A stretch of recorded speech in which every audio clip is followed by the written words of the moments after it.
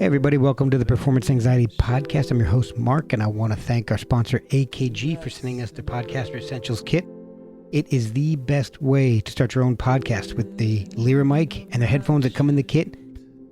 It's the best possible way to start your own podcast. Joe Cardamone joins us this episode. And even as a kid, Joe was creative. His dad was a child actor. He started singing by humming the Star Wars theme during long car trips. And he found that art was very therapeutic for him. And it's been a driving force that has gotten him through some tragic times, including the deaths of 2 friends and band members. He started off as a punk kid in Canker Sores, transitioned into the Icarus Line, and now to a solo career.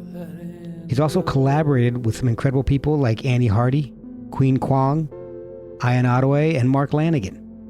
And their joint album, Skeleton Joe vs. Dark Mark, will hopefully be out soon.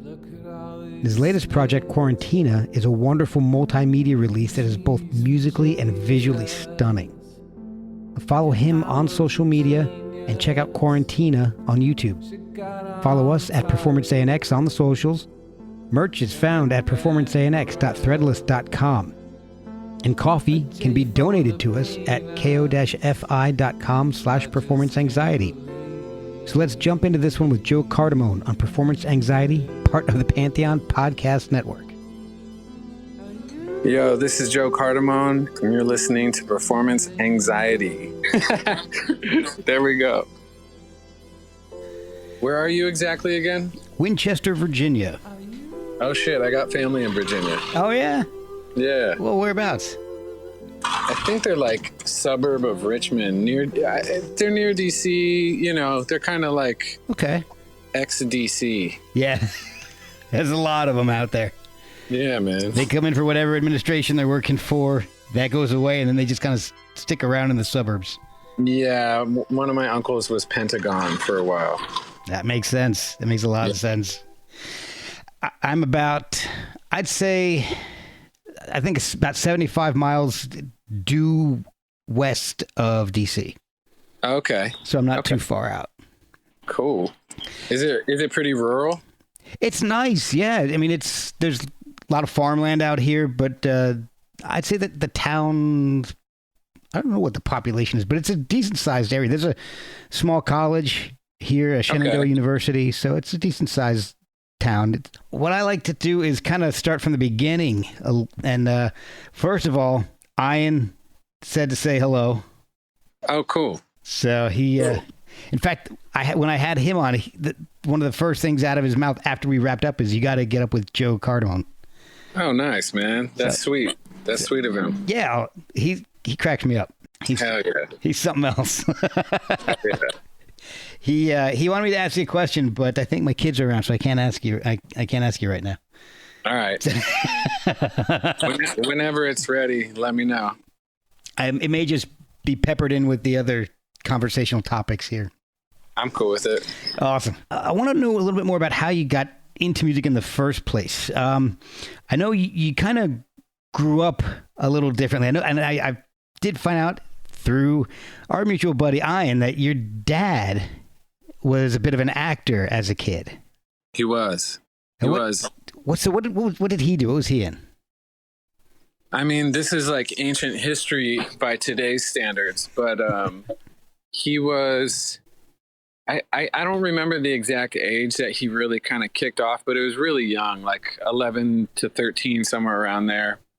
And he really kind of jumped into it on his own, kind of just like walked onto the lots, you know, because back then it was a different situation than it, you know, they didn't have snipers at the gate. Yeah. So he was driven to do acting, and my grandfather saw that and quickly became his manager. And he ended up, you know, getting parts in all kinds of old TV shows like Gunsmoke and Bonanza. Oh, wow. And, you know, ended up doing films, did like a William Castle film. Wow. Had his own TV show even for like a couple seasons called It's About Time. It's about time, it's about space, about two men in the strangest place. It's about time, it's about flight, traveling faster than the speed of light. Here is their tale of the brave crew. As through the barrier of time they flew, past a fighting Minuteman, past an armored knight, past a Roman warrior. Yeah, so stuff that anyone under 50 something isn't gonna really remember. Yeah. Because most of it's like black and white bygone era type shit. Yep. But yeah, his entire childhood was pretty much acting until Vietnam hit, and my grandfather took the family to Australia, where my grandmother was from. Oh, wow. To kind of save the kids from, getting drafted. Yeah. Well, that makes sense. Yeah. So, and your mom was a teacher, right? Yeah, she's an educator, so she spent her entire life in education and studying to get better at education. She specialized in like early childhood development and also, special education, probably because of me and my brother. Oh, wow. Mm-hmm. That's fantastic. That kind of dedication is amazing. That's a special kind of teacher. Yeah, that's a vocation. You know what I mean? That's like something you're called to do, because it's not like it's not like you get rich right away from being a teacher. So right. You want to, she loves kids and she loves her kids, and she wanted to do her best to kind of help kids make it through that. Did your dad become a teacher also eventually? Did he leave acting and do something else? Not really. He never became a teacher, but, he ended up working in the industry. I mean, the whole time I was a scrub, he was like working on the back lots of Universal and shit like that, and like hard jobs, the kind of jobs where like the air nail gun would go off and go through someone's head and shit. Like he saw people die. Wow. It was, it was hard because he worked a graveyard shift. So we always had to be quiet during the day because he worked the graveyard shift and would come home injured. And it was hard work, man. It was union work. Oh, wow. And it wasn't like it is today where like people got paid to sit around in some of those jobs. Like it was hard work back then. Yeah. Oh God. Yeah. You kind of grew up in a largely Hispanic neighborhood, right? So things were growing up for you were a little, I think I read somewhere you said you never really felt, at home either in your neighborhood or at school. Yeah, that's the thing is I like went to school on the other side of the tracks, because my mom was a teacher and education was important, and I kept getting kicked out of schools. Oh. So, Catholic school was kind of like the final stop for me because public school wasn't working out. But, Catholic school educations aren't exactly cheap. But, since she worked for the Archdiocese, we got some breaks here and there. And it actually wasn't a bad experience for me, to be honest. It was small classrooms, tight-knit kids, and kind of a Benetton ad. It was like kids from all kinds of kids. Most of them had money, but it was all kinds of them, Yeah. And then, where I kind of grew up, where our house is largely Hispanic, Latino. At that point, these days not so much, but at that point, it was still kind of gangland around here. Wow. Yeah. So what got you into music? When did you start really noticing and paying attention to music? I would have to say, the first record I remember requesting from my parents was Thriller. Wow. Yeah. Like that was I was pretty young though. I was like 6 or something like that, 6 or 7. I was pretty young, but that record, I was like, I want that record. And so they bought me that record. And I think I had Thriller and the score for John Williams' score for Star Wars, and those were my 2 LPs that like, I wore them out, Yeah. That's not unusual for the time. I wouldn't say, I don't think. No, not at all. That was like the biggest shit in the world. Yeah. You know? Yeah, they were both insanely great records too, you know? So it was a lot for a young mind to chew on, you know? And in fact, I don't know where it is. I just literally saw it 2 days ago. I actually have the Star Wars soundtrack on vinyl. Yeah, it sounds great, huh? It's awesome, yeah. I still love that. It's a good record. It was like probably the first music that I memorized and like would hum from memory in the car, you know, like I would hum the whole themes like while we're driving around. That must have been fun for everyone else. Yeah. First of all, humming music the entire time and then having it be soundtrack scores. Yeah. That's quite a trip. Yeah, it was good times, you know. The first record that I bought though, with my own money or whatever, with a gift certificate rather, was I bought 2 records, 2 tapes. And it was Young MC and Appetite for Destruction. Oh, wow. Yeah. Pretty broad spectrum there. Yeah, definitely. That's you know? That's a lot different than the first 2 tapes I bought with my own money. It was Motley Crue, Shout at the Devil, and Megadeth, Peace Sells. Okay. So you're a couple of years older than me then. Yeah. Yeah.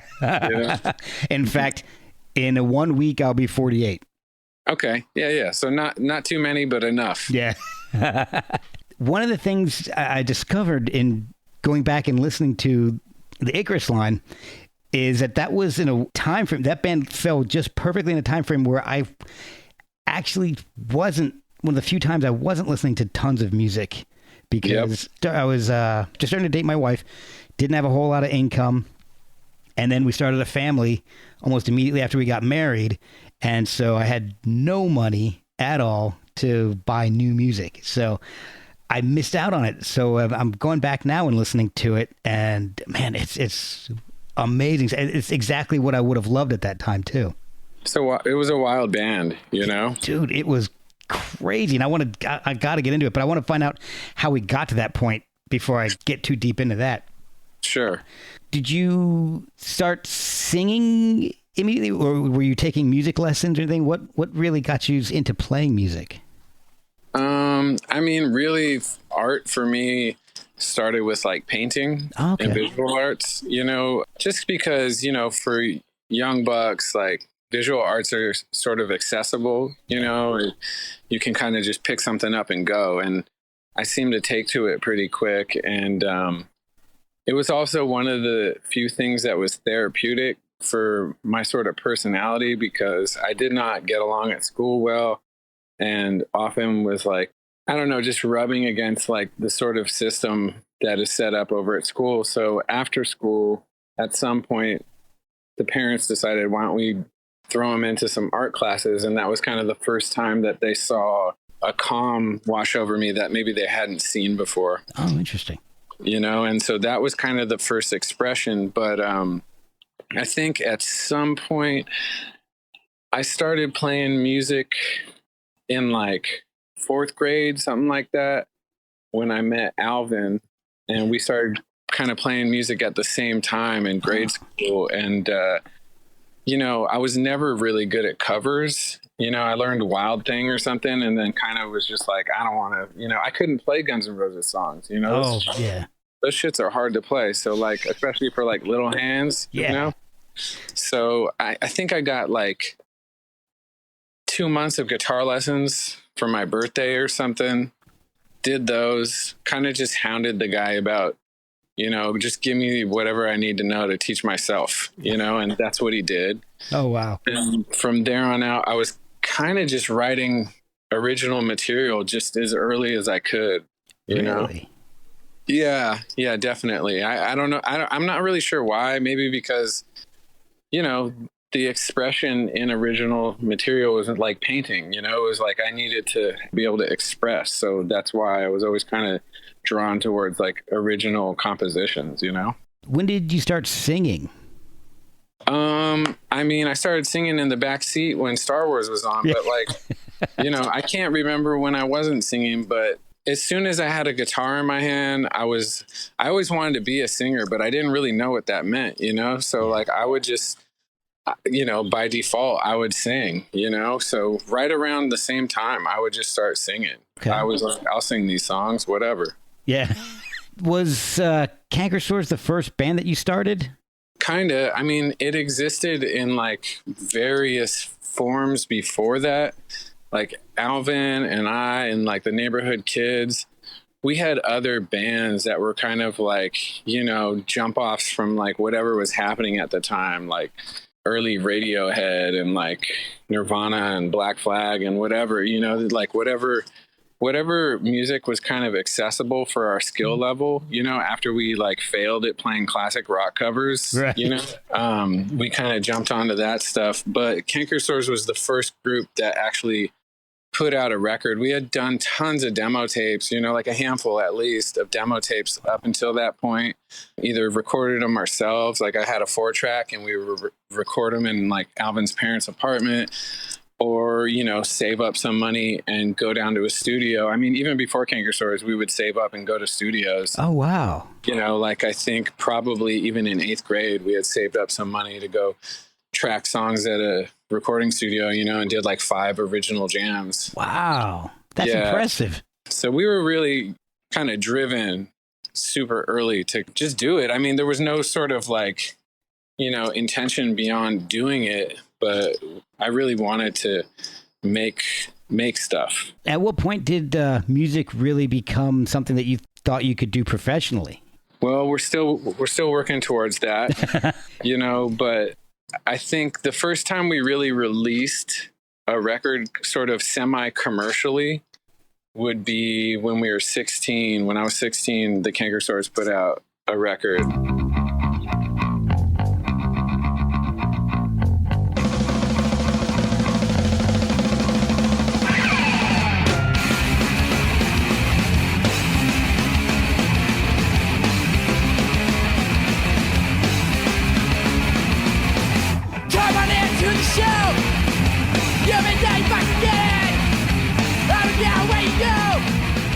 We were high school kids. I was already promoting shows. I was kind of like going around town tricking coffee shops into being all ages venues.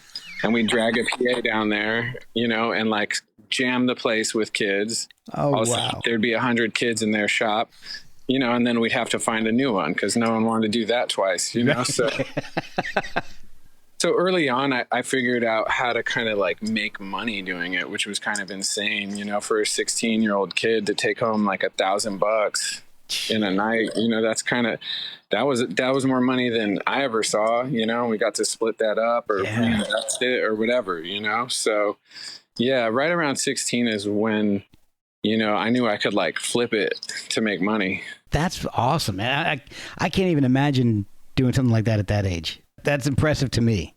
Well, I had zero drive within academics, so, all the energy kind of coursing through had to go somewhere. So that's where it went, was to like extracurricular music shit. Yeah. Then you had the tragedy of the drummer, Tim Childs, had died in a car accident. When that happened, was that a deterrent to continuing music, or did you just figure that, no, this is what I have to do. I'm going to keep going? When Tim died, I forget how old we are. We were like 17, 18, somewhere around there. And that really just like, honestly, it made me more driven than I was before. As soon as that happened, it's like that's a young age to have someone super close to you around your same age. It's not your grandparents dying. It's not some shit like that. Yeah. It's like your peer is dead and his story is over, So kind of facing mortality at an age like that, it just put me into hyperdrive, honestly, I think the next week I kind of blagged our way onto an existing tour. And like, we didn't even have a band anymore. And I had to, we had to like find this drummer in Bakersfield that we kind of knew and like taught him the songs in the pickup truck that we drove out there on the way. Like we drove out in 2-seater pickup truck, 2 people in the front, two in the back, laying in between the gear, drove straight to Philadelphia, and then started a tour that we weren't really booked on. They were like, I remember calling them and being like, hey man, can we go on this tour? These guys I don't even really know. And they're like, if you can get here, you can go on it. And so we showed up. Wow. And all of a sudden, at every show, they had to go in and be like, these guys are opening for us. Wow. You know? That's incredible. We were fucking nuts, man. Was that still Canker Sores, or was that with the Icarus Line? That was the first Icarus Line tour. We hadn't even recorded anything or done anything. We had actually a demo from when Tim was still alive, when the band was kind of like going through an evolution, that we put on tapes ourselves and called it the Icarus Line. So we toured on some music we made with Tim. Oh, wow. That's which was kind of like, to us that like meant something, Yeah. I saw that one of the first shows you guys played was at one of the bars that I used to go to a lot when I lived in New Jersey. New Brunswick? Yeah, Melody Bar. Yep. I used to go there a lot. A buddy of mine was in a band in the area. He was in a couple. Can't remember the first one. It was X number 5, I think, at that time. Okay. Yeah. That gig was sick. It was us, Ink and Dagger, and I can't remember if they played, but everyone from Dillinger Escape Plan was there too. Oh, wow. It was just like, boom, all of a sudden a scene was created that day. I'm trying to think if I don't remember. It's one of the two. There's the two big bars there with the Melody and the Court Tavern. Yep. And I tried, one just closed. One that like literally I think tore it down. I don't remember which one it was. Oh shit. Yeah. It happens. Yeah, unfortunately, last year sped all that up too. There'll be new ones. Oh yeah. Yeah. So how did you guys come up with the name Icarus Line? I mean, there's nothing great to say about that. I think it was we needed a t-shirt for that tour. We needed a name, and I think I just kind of thought of it. I don't know. It's definitely one of those names that I was like, we'll let other people kind of like figure out what it means to them. And I've never really explained it, and I'm still not going to. Okay. Yeah. I can totally understand that. Were you writing most of the music at the time, or was it kind of collaborative? No, it was me. Yeah. I was always kind of, even more than today, I was really, it's weird. Even though it was a super collaborative effort as far as like putting it together, I would almost program the instruments to a great extent like someone would on an MPC or something like that. Like I would write all the parts, usually even the drum beats. I would kind of have an idea of what I wanted for every piece. And like, I don't know, I never really talked about that in the early days at all. Just kind of like, gave everyone their space to take whatever credit they needed. But I don't give a fuck anymore. Half of us are dead. Yeah. And like, that's, it was like, the songs were fully formed, and then in the jam room, you would see the weak spots. And that's when, I would kind of finish arrangements, is like, as we play them, it would kind of illuminate potential in specific areas of the piece or whatever. Okay. And Alvin ended up joining the band after you guys had started. So he wasn't in the band originally, but then he hooked up with you guys afterwards? He was bereft. He was really, Tim dying hit him hard. I think didn't think he wanted to play music that much anymore. And he was just, I think he had a good job. Maybe he was going to college for a minute. I'm not really sure. But, we went and did the tour. And then as soon as we came back, he's like, all right, I'm ready. Let's go. Okay. Yeah. What I liked a lot, or the most, I guess, about Icarus Line is I love it when music seems like it's on the verge of exploding, like literally, like amps are about to explode. You guys actually go beyond that. It's like the sound of the music exploding, and then you kept going.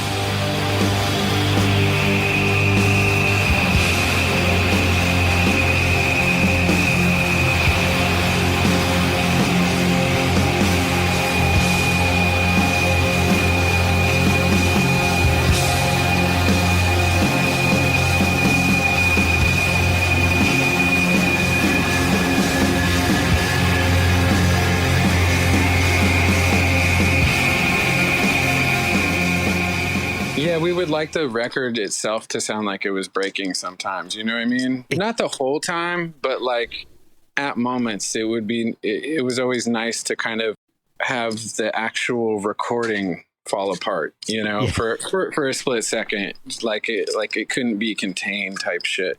Yeah. But you know, it was always like a kind of a extremely confrontational band. You know? Yeah, very aggressive. And that's what I liked about it. And it's just, I like noise. I like a lot of noise. And So did we. yeah. Aggressive, but not really macho. You know what Yeah. I mean? Thing. It wasn't like we're not a bunch of big tough guys, you know, even though we're like tough kids. Like it wasn't, you know, it's more like if the Outsiders had a band than like a bunch of WWF wrestlers or some shit. You know what I mean? That's great. I didn't think about that. I like that. You know? That's perfect. Then Alvin was stricken with cancer.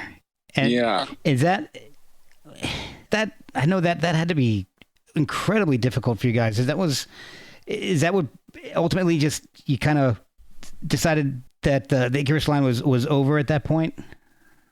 Yeah, I mean, the last maybe 3 years of the group, I think I already knew that, you know, it was on borrowed time just as far as like a creative outlet.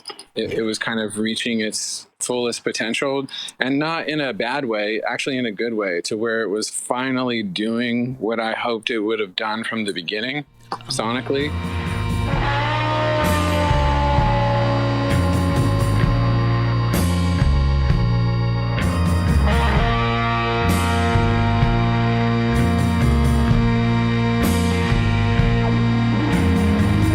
Was a time of the unstoppable sun smile right through you.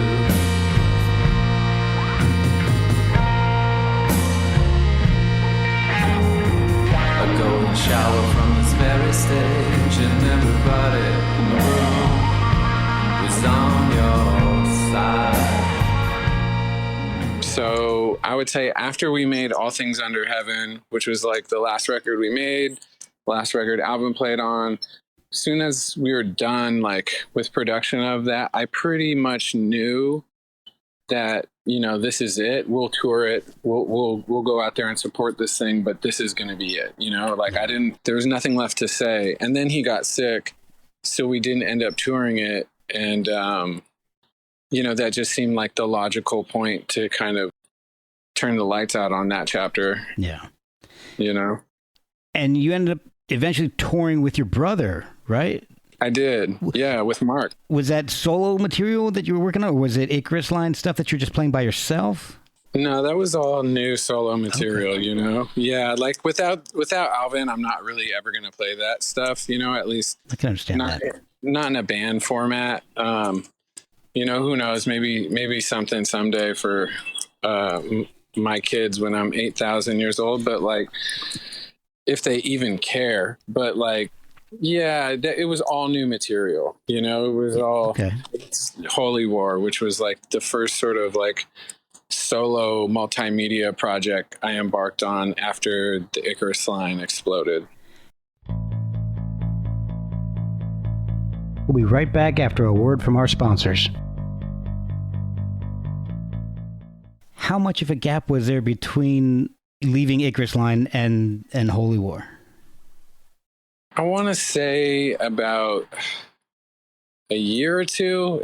I'm not good with time, but like I spent about a year just developing, which is like, you know, might sound a little bit lofty, but I was fortunate. I had, you know, a deal at the time that allowed me to develop, and I had an idea of what I wanted to do, you know, because rock and roll was long since in the gutter for me. You know, it just wasn't an exciting genre anymore. And I thought that, you know, there's a way to do something to kind of carry the spirit of that on and kind of reach towards, you know, heroes of mine and contemporaries, you know, like good black music contemporaries and shit like that. So it just took a minute to kind of like figure out how to do that within my persona, you know?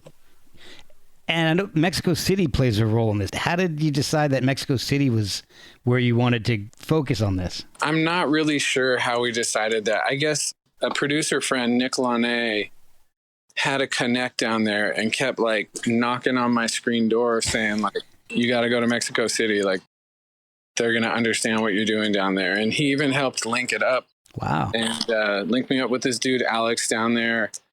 And yeah, we just, you know, everyone was so open and friendly. And we did a trip down there, did a bunch of shows, a bunch of screenings of the film. And it reminded me of London in like 2001, like the first time we went there. You know, it was just, there was still music publications down there that were like in print. And people seemed to be really, really kind of open-minded to whatever was going on, as long as it had some blood coursing through it, you know? Yeah. You'd mentioned that in one of the films that I saw about it, you had the William S. Burroughs connection there. Yeah. Bill. Yeah. You know, if you can shoot your wife and get away with it, that's... It sounds like a place to check out. Yeah. You know what I mean? It's a beautiful place. I don't know if you've ever gone down there, but I haven't. I mean, I'm from LA, and that's like a sprawling metropolis, but it doesn't even hold a candle to Mexico City. You know, it's really like, yeah, man, it's just endless. It's an endless city. So it's really breathtaking as you fly in. You know, there's not much like it. You know, it's one of the biggest cities in the world, I think. And once you get in there, there's like power lines and phone lines from generations. So they've never taken the old ones down. So the streets are just covered with these lines that cut the sky up. Oh, wow. Crazy ways. And it left a deep impression on me, and it was really beautiful. You know, it felt like a European city somewhat. It like had a little bit of that, but its own thing, you know. It didn't remind me of America at all, but in a great way. I heard it's really dangerous.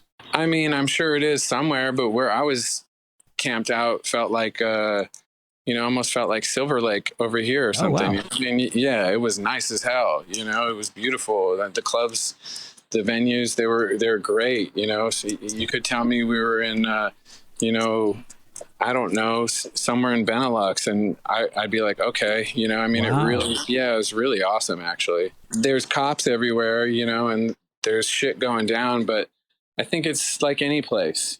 It depends where you are. That's a good point. Yeah. So the music that you wrote for Holloway, it's a bit of a change from Icarus Line. It's a lot more electronic, and there's some vocal effects on there. And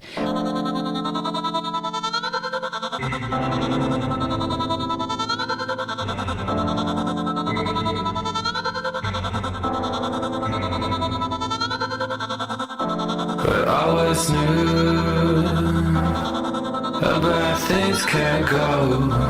But I always knew that we just don't know. From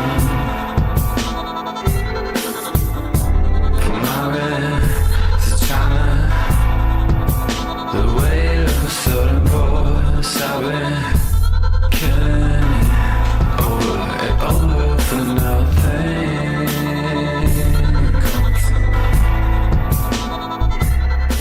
was going the electronic route out of necessity because you wanted to keep it self-contained, or was it something that you just wanted to explore? Well, I had been like making beats for years at that point, just for my own pleasure, you know, like at the end of the day, sit down and kind of like fuck around on the MPC to like blow off steam, you know, because I spent all day in the studio. So of course I want to come home and make more music. But, you know, I don't know. The fact that I could do music so quick on something like that had a lot to do with it, you know, cutting out communication with all others and just being able to get to the sort of like meat of an idea within like, you know, 20 minutes. Yeah. Like really appeals to me, you know, that kind of rapid pace of production really appeals to me. I don't like pondering and contemplating. I like to do it. So that had a lot to do with it. And then also it just reflected my sort of viewpoint on rock and roll, which is like rock and roll from the beginning was kind of just like white dudes being influenced by black music, and it's gotten further and further away from that as the years go on. There's just like white kids listening to other white kids, and that's why everything sounds so fucking bland.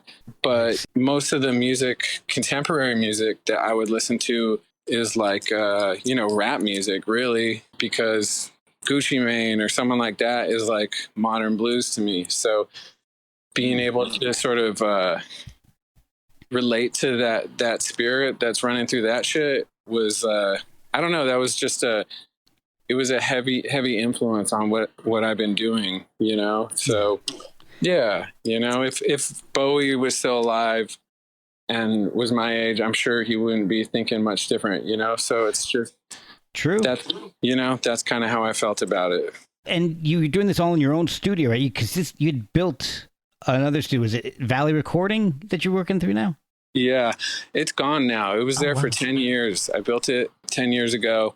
And then the pandemic kind of and other situations, they sold the building. It all kind of screeched to a halt right at the beginning of the pandemic. Oh, wow. And I built a studio at home. So now I'm working out of the house, which for what I do is fine. I don't need a massive drum room. I built the studio to record the Icarus Line. So massive drum room, just a big studio for a band to jam and record in.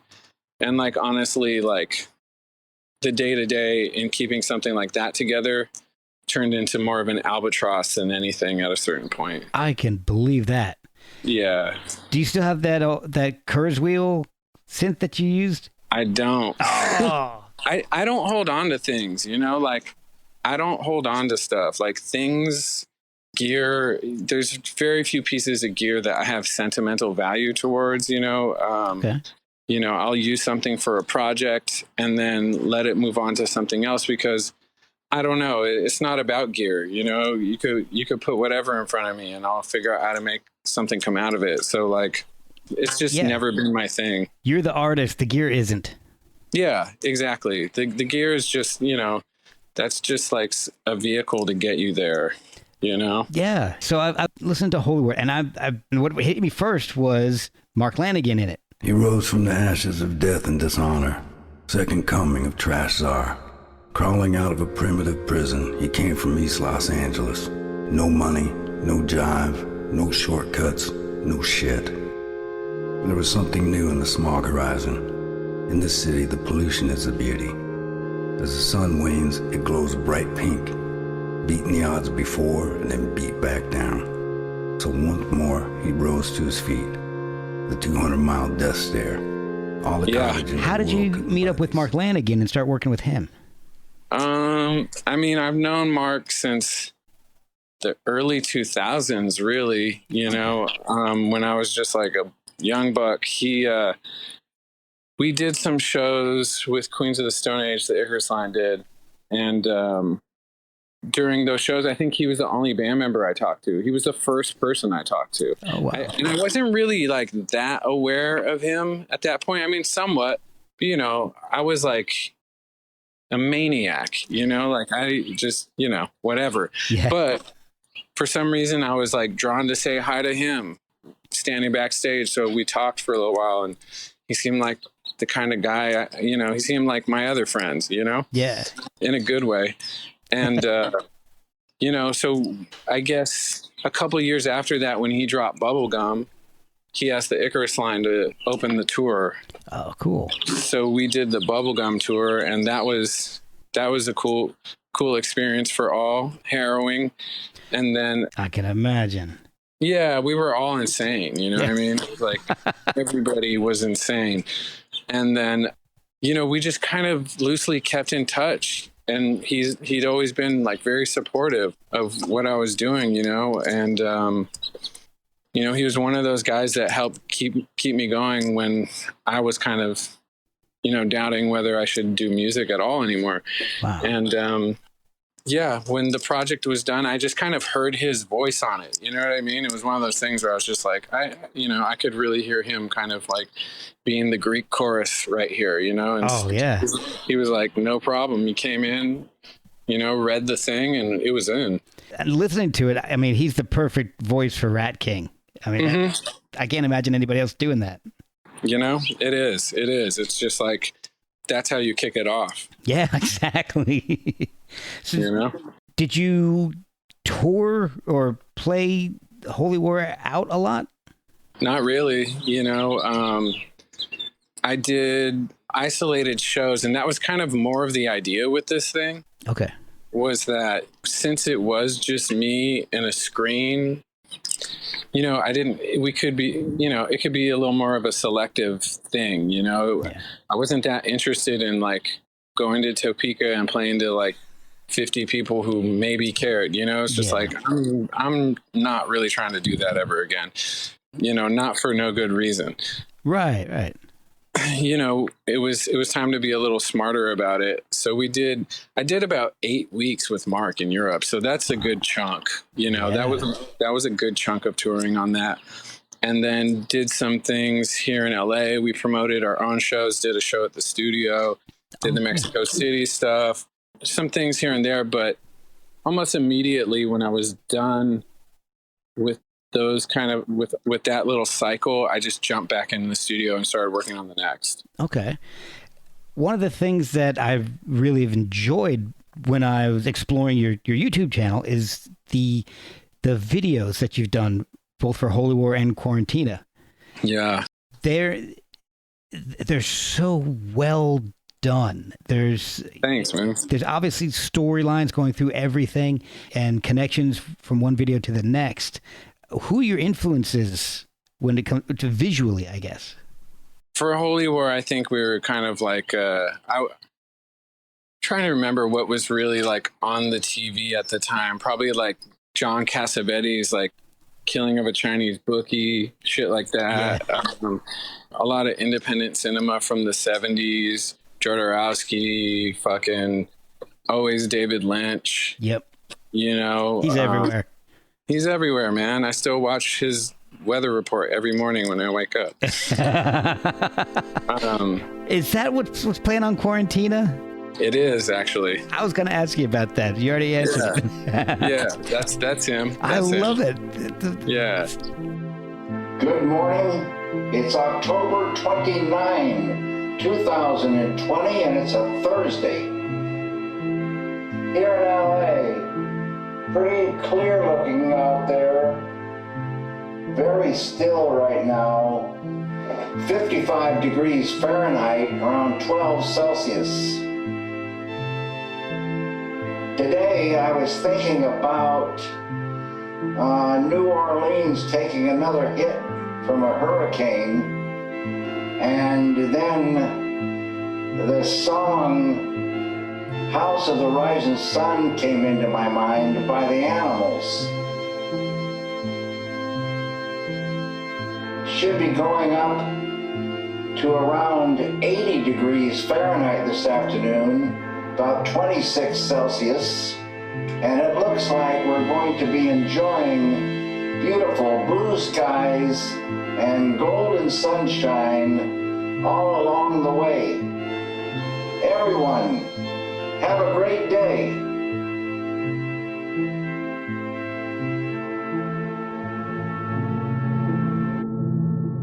House of the Rising Sun came into my head. Exactly. Have a good day. It's a great way to wake up. That's awesome. For someone who doesn't like waking up at all, that helps. Yeah. I mentioned that I was going to have you on to Ian, or our buddy Ian Ottaway. Yeah. Who you actually collaborated with on his album. I did. Which is a great track, by the way.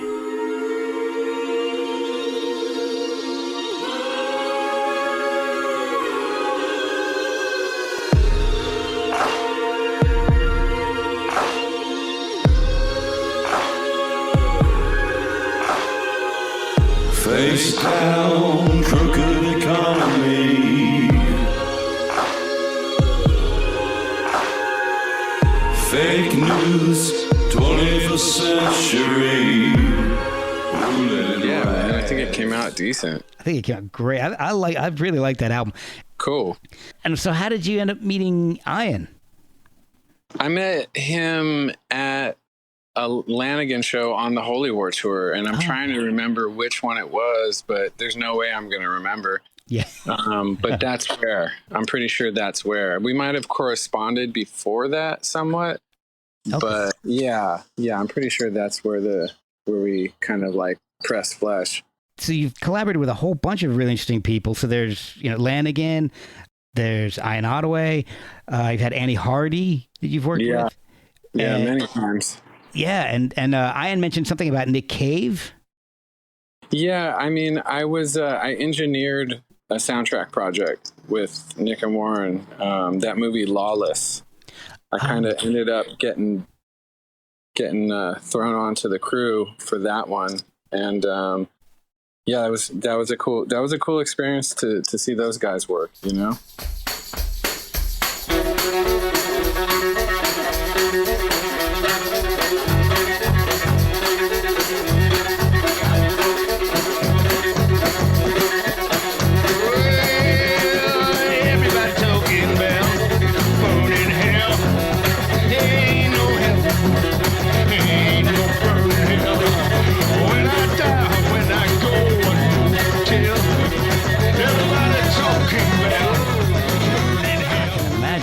He's just, I'm a late comer to Nick Cave, so I'm not even close to being up to speed, but I've had a bunch of friends like, you gotta listen to this, so I'm just trying to take it all in, and it's not easy because there's so much.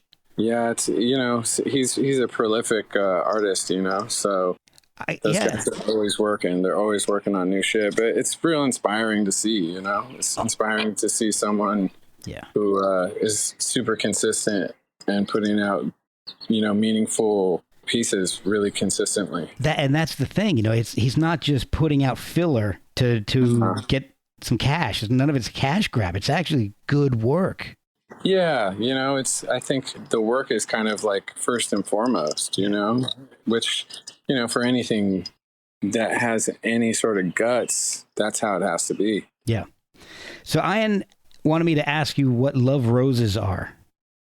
Love Roses. Well, Love Roses are in the 90s, back in the prehistoric age when I grew up. You would go to like, Zeus, shut up. That's okay. We had my dog on here a little while ago. I don't know if you heard him or not. Right. You would go to a liquor store, to buy like a magazine and some bubble gum or whatever, and there would always be these like glass tubes with a little plastic rose in them on the counter called a love rose, and basically crack pipes. Yeah. So that's what love roses are. It's like, it's a crack pipe with a rose in it.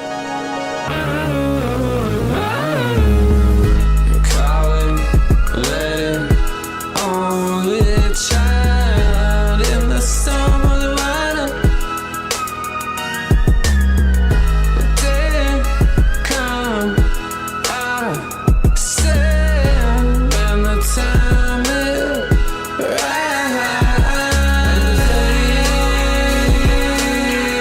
right. Love is a simple man,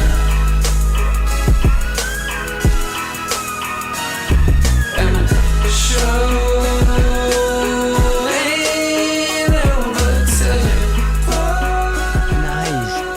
I didn't realize that. I don't know how many people did. You know what I mean? It's kind of like most of my shit. A lot of it is like an inside joke to myself. Speaking of inside jokes, Ian did ask me when you're going to come around and finish off his dick. Oh, gross. So gross. I think I might edit that out. Yeah. But at least I upheld my end of the deal and I asked you. Yeah. He's gonna wake up from the dream long before that's gonna happen. You know what I'm saying? When did the idea for the Quarantina series come about? I mean, it all kind of was like a rapid evolution nearing the end of like the pandemic situation here in LA, you know, like personal life upheaval and a year of not really doing much. Yeah. Was kind of built up to the point where all the energy had to go somewhere, or it was going to be a full-on just like meltdown. You know, it was like nuclear reactor was on 13. So I jumped into the studio because I kind of didn't know what else to do. And I didn't really have a plan. It was not like I had already had 2 records done. I have 2 records that are unreleased. You know? Wow. 2 albums that are just sitting there. And, man, you know, it just didn't seem like the right time to put that stuff out, considering the state of the world and just kind of how things were going. Yeah. So I don't know. I went into the studio because I just honestly didn't know what else to do with myself. And, you know, within a couple of weeks, I had busted out like 19 songs, 20 songs, something like that. You know, and they're not like traditional songs in the sense where they like all have verses and choruses and shit. But like, I wasn't really trying to do that.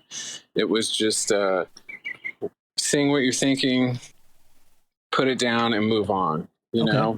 Yeah. So I had a bunch of instrumentals laying around like I always do. I always have instrumentals. There's always tons of those. So I just put those into a session, Pro Tool session, and just would sing 2 a day.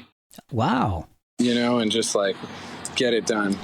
So once I got that done, I didn't really know what else to do with myself because I still felt fucked up. And from there, I shared it to a few like close confidants. You know, I kind of sent, like I always do, I send music out to like the close ones. And, you know, they urged me that I should release this stuff, you know? Okay. And the label that I was signed to, or that I am signed to, Sonic Ritual, one of the heads over there, Todrick, was like, man, this is great. We should release this. And I was like, okay. And, you know, next thing you know, we're designing jackets for records. And, wow.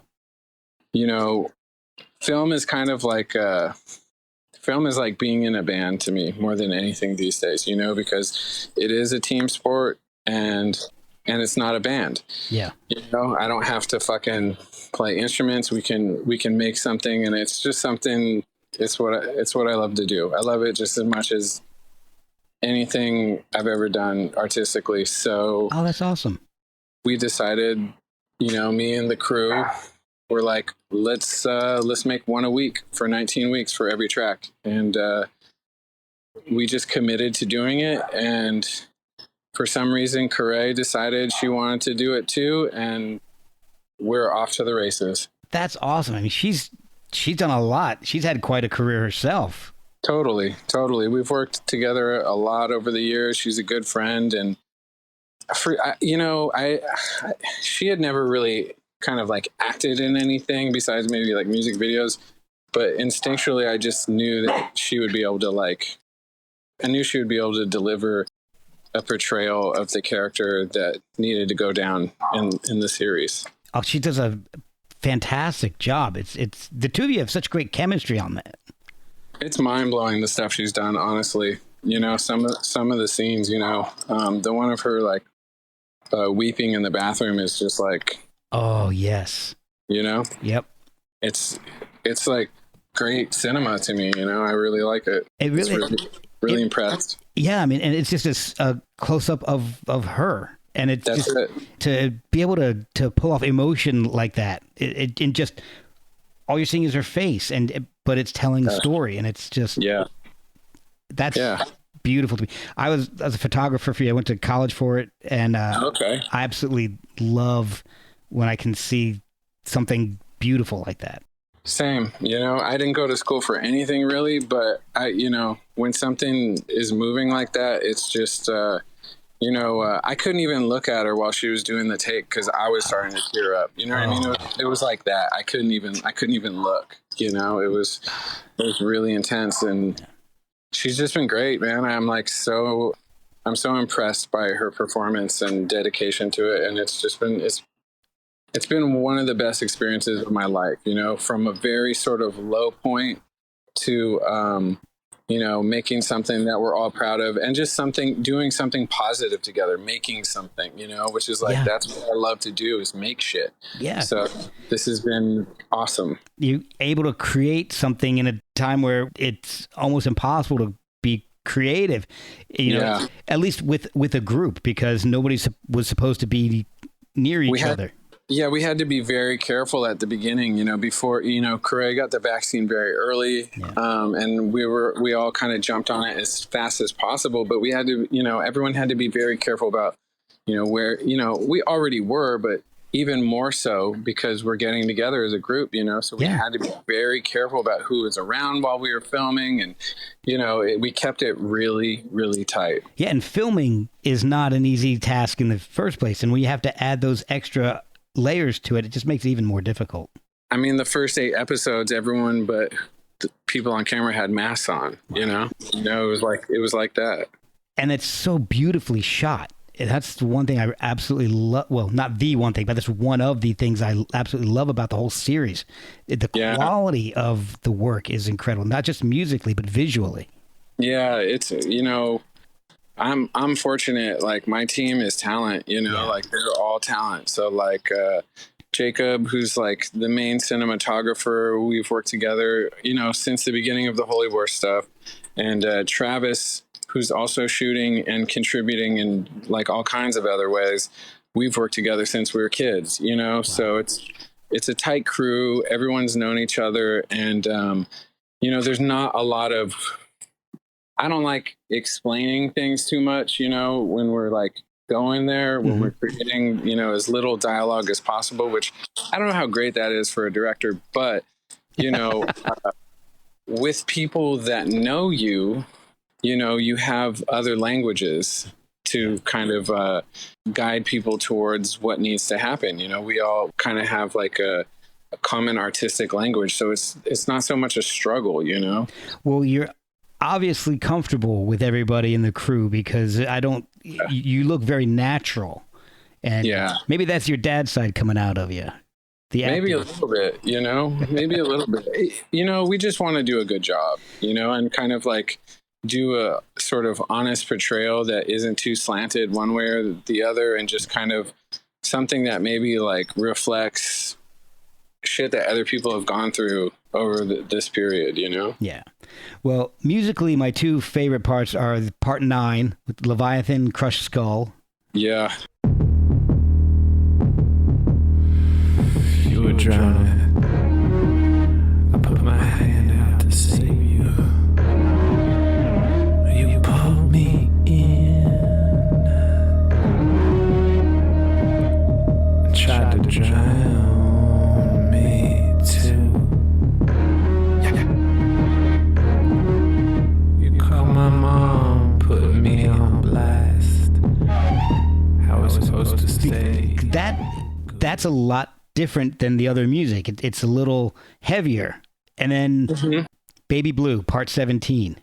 Yeah, that's Baby Blue. Again, it's like a rock song. Yeah. It's the one with a more typical structure to it, and it's also the only visual that's in color.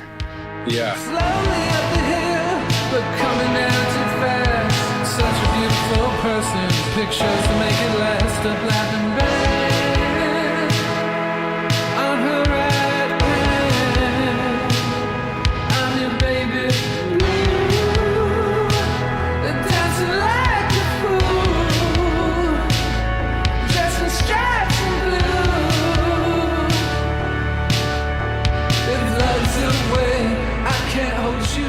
So that's a bit striking too. So, but I mean, Leviathan wasn't even like done till the day we made the video. Oh, wow. So I've been like recording other music for the film as we've been going. Oh. So there was the original 19 songs, and then any of the other music that you hear, I've been doing to sort of strengthen or further tell the story as we go. Okay, so that explains why the first few, there's only one track, and then a few, it'll say Leviathan / Crushed Skull. Yeah. So it's been kind of an evolving project, in the moment. I mean, the way we do the films here is like, we edit the films where the studio is, where we shoot them. So everything is happening in tandem. You know, if it's like, hey, how long do we need the intro to be? Like 2 minutes. Okay, I'll go down to the studio and make a piece of music that's like 2 minutes and 15 seconds so that we have exactly what we need. We can cut to it, you know? And so it's a very sort of like holistic approach to making audio visual shit. That's awesome. And like you meant visually, or maybe I guess visually, you'd mentioned my favorite, the Part 11 Cluster B, which is it's just so emotional. It's just incredible. But yeah, it's stunning. And you've got an album that you worked on with Mark Lanigan coming out soon, I believe, right? That's true. I mixed a song today. Oh, awesome. Yeah. So I did hear the Skeleton Joe Manifesto. Yep. That's really cool.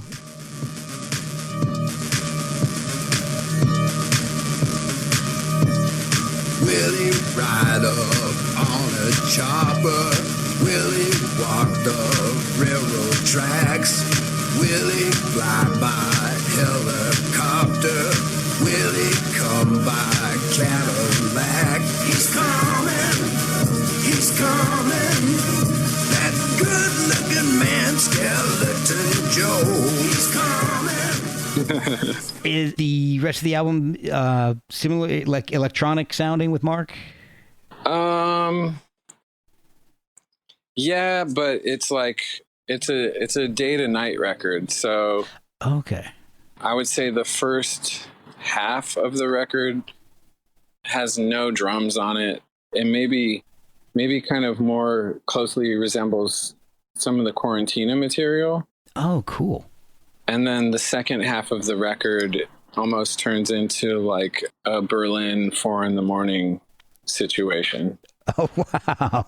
Yeah. So it kind of like evolves from this sort of forlorn crooning moment into drugs and despair. Sounds all the food groups, you know? Yeah. Well, I'd love, like you said, the crooning style scene that you've done on some of them on Holy Wars, some through Quarantina, and I'm excited for the Dark Mark versus Skeleton Joe album to come out. Is there a release date for it?